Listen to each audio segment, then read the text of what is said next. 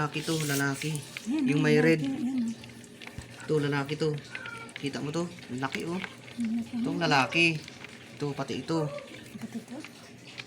Ito, lalaki to. Ito, babae to. Ito, babae. Ayan, nalinisan na natin yung ano. Nalinis na natin yung ano nila, aquarium nila. Bali, ano, mahigit isang buwan natin hindi nalinisan kasi busy kami sa pagdi-deliver ng ano, bunot. Hindi na asikaso. Kaya ngayon nilinisan ko. Uy, ayun yung isa, tumakas na. Dumami kayo, kailangan mga itlog na sila. Ilagay na natin. Ilagay na natin sila, mga lods.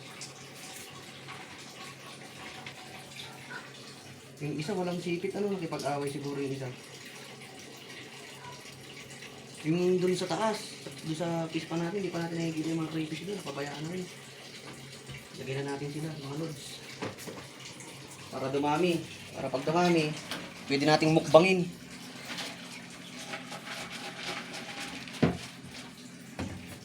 Pwedeng mukbangin.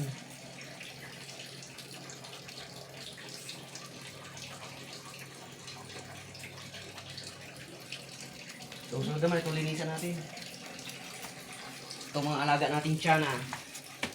Linisan din natin yan, ayan. Ayan o, yan. Buti ito, ano sila, kahit 3 buwan, kahit di mo linisin yan, mabubuhay sila.